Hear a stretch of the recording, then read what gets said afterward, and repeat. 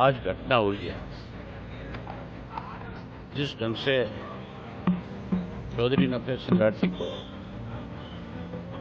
सरेआम गोलियां मार करके आज मार दिया गया, इसके लिए पूर्ण रूप से जो है प्रदेश की सरकार जिम्मेवार है। इसलिए जिम्मेवार है कि आज से 6 महीने पहले राठी साहब ने मुझे गुड़गांव मेरे आवास के ऊपर ये बात बताई कि मुझे पुलिस के लोगों ने ही इस बात की इत्तला दी है कि आपकी जान को खतरा है, आप पे कभी भी कोई भी अटैक हो सकता है। मैंने तुरंत एसपी जो झज्जर है उससे फोन पे बात की और मैंने उनको इस बात के लिए आगाह किया कि आपके पुलिस डिपार्टमेंट के लोगों ने राठी साहब को ये जानकारी दी है और राठी साहब आपसे स्वयं आकर के मिल रहे हैं, लिखित में आपको देंगे और आप इनको सुरक्षा मुहैया कराओ और इस बात की आप अपनी पुलिस की जिम्मेवारी लगाओ कि शायद इनको पैसे दिए, कौन लोग हैं इसके पीछे। जहाँ उन्होंने एसपी को लिखित दी थी, वहीं होम मिनिस्टर को भी, चीफ मिनिस्टर को भी, आपके डीजी को भी और उसके इलावा जो सीआईडी का जनरल होम सेक्रेटरी, इनको भी लिखित रूप में दिया कि मुझे सुरक्षा मुहैया कराई जाए, मेरी जान को खतरा है। और मैंने भी सब अनेक बार ये बात इन लोगों के साथ शेयर करी। राठी साहब कोई मामूली व्यक्ति नहीं थे, 2 दफा के विधायक थे, हमारी पार्टी के प्रदेश के अध्यक्ष थे और उसके साथ साथ जो एक्स एमएलए के एसोसिएशन है उसके अध्यक्ष थे।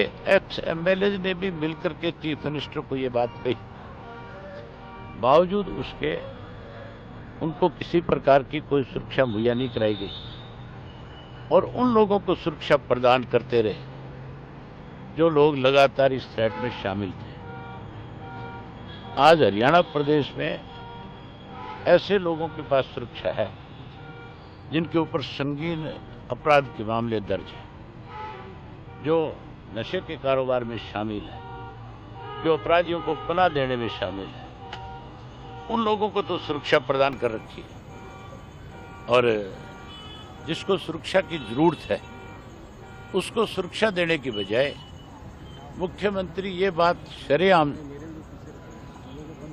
पब्लिकली ये बात कही कि मैं हरियाणा प्रदेश के आम व्यक्ति को, आम नागरिक को सुरक्षा प्रदान नहीं कर सकता। प्रदेश का मुख्यमंत्री अगर ये बात कहता है कि मैं सुरक्षा प्रदान नहीं कर सकता तो इसका मतलब जंगल का राज है, फिर तो कोई व्यक्ति सुरक्षित नहीं है।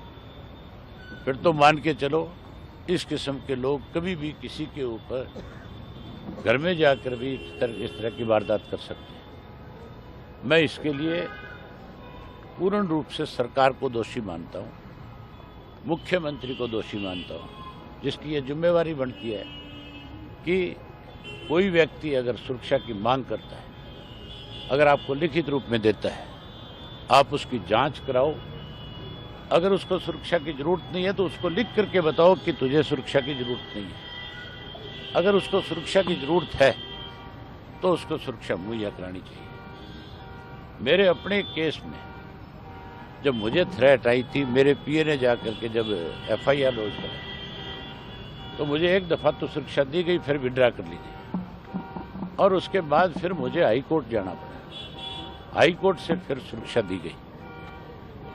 आज बीजेपी का अगर प्रदेश का अध्यक्ष कहीं जाता है तो उसकी सुरक्षा में जहाँ डिस्ट्रिक्ट पुलिस लगाई जाती है, वहीं उसके साथ 2 गाड़ियां परमानेंट सरकार की तरफ से दी हुई है। यहाँ का जिला का अध्यक्ष भी अगर कहीं जाता है तो उसके पास भी सुरक्षा है। कोई भाजपा का छोटा मोटा झंडा बांध करके कहता है मैं कार्य करता हूँ, अगर वो सुरक्षा मांगता है तो उसको भी प्रदान कर दी जाती है। 6000 से ज्यादा कर्मचारी पुलिस के जो है अरे गहरे नत्थु खैरे लोगों की सुरक्षा में लगाए हुए हैं, जबकि जिन लोगों को जरूरत है आज उनको सुरक्षा नहीं है। इसी वजह से आज ये घटना घटी। इसके लिए पूर्ण रूप से सरकार जिम्मेवार है। हम मांग करेंगे कि इसकी जांच सीबीआई से हो, इसकी निष्पक्ष जांच हो। जो लोग दोषी है उनके खिलाफ तो कार्रवाई हो ही हो, उनको तो पकड़ा ही जाए।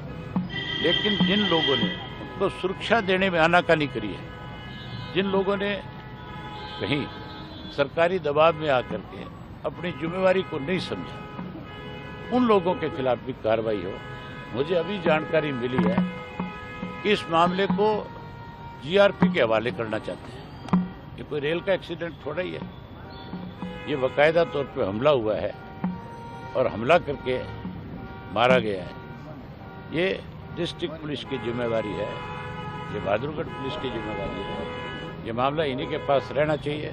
किसी और एजेंसी को देख करके, रेलवे को देख करके अगर ये अपने आप को बचाने की कोशिश करते हैं तो हम आज तो आपके माध्यम से सरकार को आगाह करें। इंडियन नेशनल लोकदल मामले पार्टी जो है इस मामले में चुप बैठने वाली नहीं है।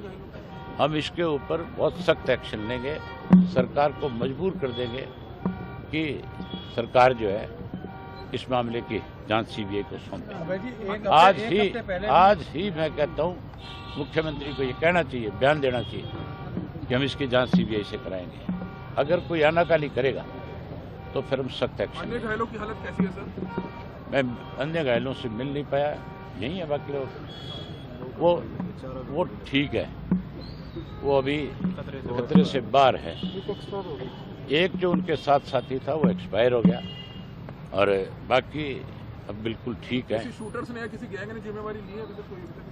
ये मैंने अभी रास्ते में पढ़ा कि इसके पीछे भी ये कह करके सरकार जो है अपने आप को बचाना चाहती है कि ये लॉरेंस गैंग का काम है। लॉरेंस गैंग का मैं तब मान सकता था कि उसकी तरफ से कोई थ्रेट आई होती, कोई कभी फ़ोन आया होता, कोई फिरौती की मांग की होती।